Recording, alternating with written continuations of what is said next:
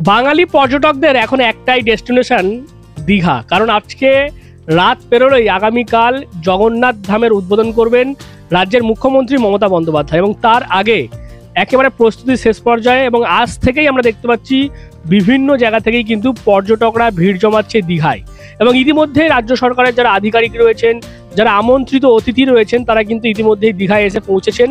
আগামীকালের সকাল থেকেই পর্যটকদের ভিড় নিয়ন্ত্রণ করার জন্য যাবতীয় প্রশাসনিক ব্যবস্থা সেটা নেওয়া হয়েছে।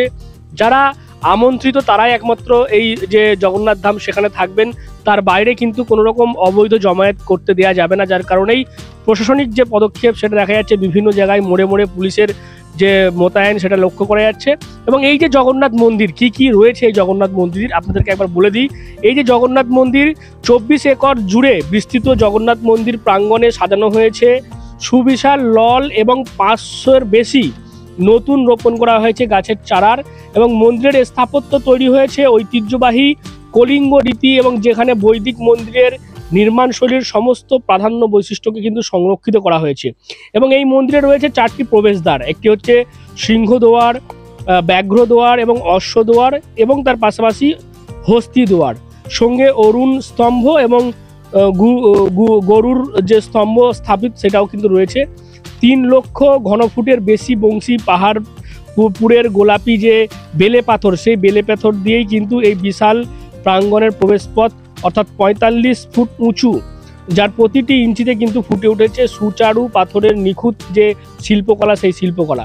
এবং মন্দিরে আরও 4টি মূল কাঠামো রয়েছে, গর্ভগৃহ, জগমোহন, নাট মন্দির এবং তার পাশাপাশি ভোগ মণ্ডপ, সঙ্গে 3টি গোপুরম প্রবেশ পথ রয়েছে, যেটা হচ্ছে ভূমিস্তর থেকে গর্ভগৃহের 65 মিটার উঁচু, এবং যেখানে রত্নবেদীর উপর অধিষ্ঠিত রয়েছেন প্রভু শ্রী জগন্নাথ, প্রভু বলরাম এবং দেবী সুভদ্রা।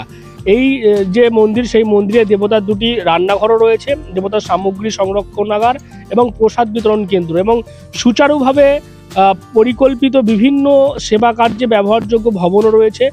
মাত্র 36 মাসে 3000-এরও বেশি দক্ষ শিল্পী ও কর্মী অক্লান্ত পরিশ্রমে এই যে মন্দির, সেই মন্দিরটিকে তারা নির্মাণ করেছেন। এবং সেই মন্দিরই আগামীকাল দ্বারোদ্ঘাটন করবেন রাজ্যের মুখ্যমন্ত্রী মমতা বন্দ্যোপাধ্যায়। তার পাশাপাশি কিন্তু ইতিমধ্যেই যারা আমন্ত্রিত বিভিন্ন পর্যটক রয়েছেন, পাশাপাশি বিভিন্ন জায়গার যারা ডেলিগেট রয়েছেন, তারা কিন্তু ইতিমধ্যেই এই দীঘাতে এসে পৌঁছেছেন, যার কারণে আমরা দেখতে পাচ্ছি এই দীঘা কিন্তু সাজো রব, চন্দননগরের লাইটিং ব্যবহার করা হয়েছে, পাশাপাশি যে জগন্নাথ ধামের প্রবেশপথ সেখানেও কিন্তু সুন্দর করে সাজানো হয়েছে। আর মাত্র কয়েকটা ঘন্টার অপেক্ষা, তারপর রাত পেরোলেই কিন্তু উদ্বোধন হয়ে যাবে এই জগন্নাথ ধামের, অর্থাৎ এই যে পর্যটন কেন্দ্র বাঙালির একটা অন্যতম দীঘা, সেটার কিন্তু নতুন একটা পালক যোগ হতে চলেছে আগামীকাল এই জগন্নাথ মন্দিরের। কি বলবেন আপনারা আসছেন কিনা এই জগন্নাথ মন্দিরের উদ্বোধন অনুষ্ঠানে?